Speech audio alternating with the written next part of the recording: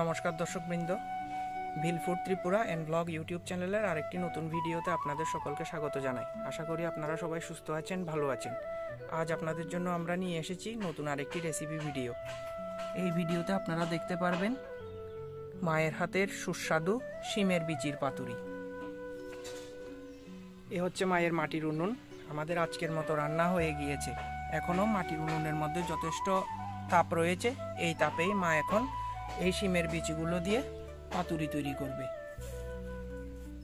এখানে আপনারা দেখতে পাচ্ছেন শিমের বিচি, একটা আলুকে মা কুচিয়ে রেখেছে। মাঝখানে এগুলো হচ্ছে আমাদের বাড়ির বিলিতি ধনে পাতা। এখানে 2 থেকে 3টে পাতা নিয়ে কুচিয়ে নেওয়া হয়েছে। এখানে 2টো পেঁয়াজের কুচি এবং 2টো কাঁচা লঙ্কা কুচিয়ে নেওয়া হয়েছে। আপনারা চাইলে আলু দিতে পারেন, না চাইলে দেবেন না। আর আমরা নিরামিষ পছন্দ করি, তাই এখানে নিরামিষ পাতুরি তৈরি হচ্ছে। আপনারা চাইলে চিংড়ি মাছ অথবা শুটকি মাছ দিয়েও এই পাতুরি তৈরি করতে পারেন। সেই পাতুরির অসাধারণ অন্য আরেকটা টেস্ট রয়েছে। এখানে দেখুন মা একটি কুলার উপর কলা পাতা নিয়ে নিয়েছে। এখানে আপনাদের একটা ট্রিক জানাই, যদি কলা পাতা আপনারা কাঁচা অবস্থায় নিয়ে নেন তাহলে সেই কলা পাতা আপনাদের পাতুরির চারিদিকে ভাঁজ করতে অসুবিধা হতে পারে। এই জন্য মা মাটির উনুনের তাতে কিছুক্ষণ ধরে কলা পাতাগুলোকে একটু সেঁকে নিয়েছে। এতে কি হবে, কলা পাতাগুলো ভাঁজ করার ক্ষেত্রে আর ফেটে যাওয়ার বা বাড়তে কোনো অসুবিধা হওয়ার সম্ভাবনা থাকবে না। এখানে দেখুন মা সমস্ত উপকরণ সেঁকে রাখা কলা পাতার মধ্যে নিয়ে নিয়েছে। মা এখন একটু হলুদের গুঁড়ো দিয়ে দিচ্ছে।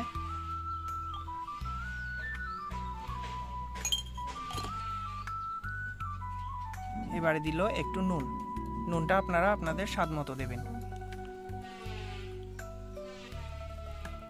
এখানে মা একটু শুকনো লঙ্কার গুঁড়ো দিয়ে দিচ্ছে। আপনারা চাইলে দেবেন, আর আপনারা যদি শুকনো লঙ্কার গুঁড়ো পছন্দ না করেন তাহলে দেবেন না, কাঁচা লঙ্কা দিয়েও হবে।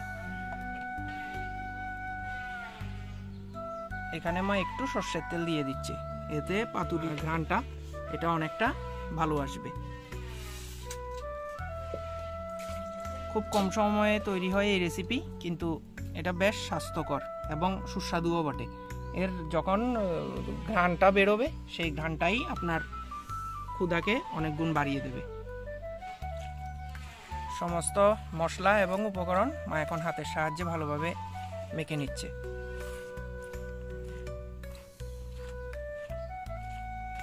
একটা কথা বলতে ভুলে গেছি, আপনারা যে শিমের বিচিগুলো দেখছেন এই শিমের বিচিগুলো কিন্তু কাঁচা নয়। এগুলো মা খোসা ছাড়িয়ে নেওয়ার পরে হালকা একটু সিদ্ধ করে নিয়েছে। যদি একদম কাঁচা অবস্থায় আপনারা দিয়ে দেন তাতেও হবে, তবে তখন শিমের বিচিগুলো একটু শক্ত থেকে যাবে। এখন এই সিদ্ধ অবস্থা দেওয়ার পরে শিমের বিচিগুলো আর শক্ত থাকবে না, বেশ একটা নরম হয়ে যাবে। মাখার কাজ হয়ে গিয়েছে। মা এখন বেশ কৌশল সহকারে কলা পাতায় মুড়িয়ে এই পাতুরিগুলোকে আমাদের উনুনের মধ্যে দিয়ে দেবে।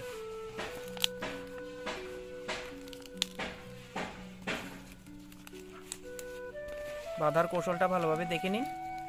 এই কাজে ভুল হলে ফেটে গিয়ে উনুনের মধ্যে পড়ে যাওয়ার চান্স থাকে। আর আপনাদের যাদের বাড়িতে মাটির উনুন নেই তারা একইভাবে বেঁধে নিয়ে গ্যাসের উনুনের উপরেও এই পাতুরি তৈরি করে নিতে পারেন। মাটির উনুনের ঘ্রাণটা অনেক ভালো আসে। দেখুন, এটা হচ্ছে বাঁধার সঠিক কৌশল। দেখুন কয়লা দিয়ে এখন মা ঢেকে দিচ্ছে।